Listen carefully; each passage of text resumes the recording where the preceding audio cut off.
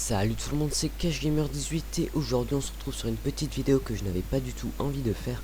Et cette vidéo on la doit à Félix Royer et Clem the Killer. Donc ces deux personnes, on va commencer tout de suite, hein. Ces deux personnes m'ont parlé de Twitter. Ils ont insinué que j'utilisais des applications pour avoir plus de followers sur Twitter, ce qui n'est pas du tout le cas. C'est rien qu'en fait au début j'ai créé ma chaîne Twitter pour ma chaîne YouTube et je pensais pas que j'allais être aussi actif sur Twitter, donc je me suis permis certaines choses. Et ces choses, je vais rien vous dire. En fait, c'est un truc. C'est un jour, je crois que c'était lors de mon premier ou deuxième tweet, je sais plus trop. Il y a un mec qui m'a répondu et ce mec il avait style 2000 followers ou un truc comme ça. Moi je lui ai demandé mais comment t'as fait quoi pour avoir autant de followers. Et lui il m'a tout simplement répondu en fait je me suis abonné à des milliers et des milliers de chaînes et en retour les gens se sont abonnés. Moi je me suis dit ok hein, c'est pas grave, enfin j'ai rien à y perdre, donc j'ai fait pareil. Et voilà, donc c'est maintenant qu'on en vient au fait que je me suis abonné en tout à 1972 chaînes et il y a 645 personnes qui me suivent pardon, sur Twitter. Après vraiment ça ça a un peu influé quand même sur mes abonnés YouTube, je peux pas le cacher. Mais après franchement j'ai en aucun cas utilisé des applications comme vous dites pour Twitter. Enfin c'est vraiment voilà, j'ai pas du tout utilisé des applications et je compte vraiment pas en utiliser au futur. Donc ça c'est vraiment le point que je tenais à dire parce que voilà, après j'ai beaucoup moins de personnes qui me suivent sur Facebook sur Facebook et sur Google+, parce que tout simplement je suis beaucoup moins actif sur ces réseaux sociaux, donc c'est pour ça. Ensuite Clem the Killer il m'a dit dans un commentaire, enfin en tout cas il a interprété mon commentaire que j'avais fait dans la vidéo de Need for Speed, comme quoi en fait je disais quoi que j'étais le seul à pouvoir faire des vidéos ou un truc comme ça. Enfin je sais pas trop comment il a interprété. Il a interprété franchement de manière très bizarre. Et je tenais franchement à mettre les choses au clair. Donc en gros ce que j'ai voulu dire en fait c'est que à la base je m'adressais à Félix Royer.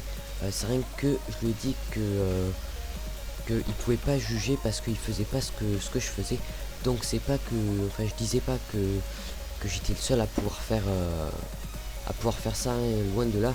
C'est rien que en fait que lui il fait pas ça, enfin il fait pas tout le boulot que je fais parce que c'est du boulot, oui.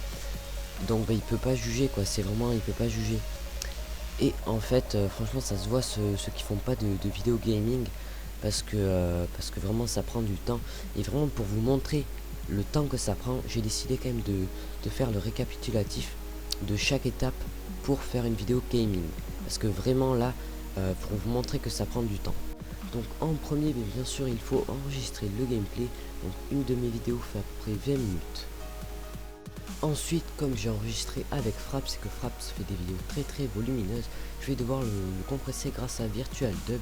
Donc la compression de ma vidéo va faire à peu près 45 minutes selon les vidéos. Ensuite je peux bien sûr passer au montage. Donc j'utilise Sony Vegas Pro. Le montage en lui-même me prend environ 20 minutes.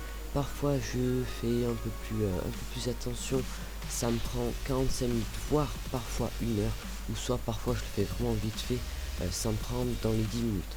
Donc je vais compter à peu près 20 minutes de montage.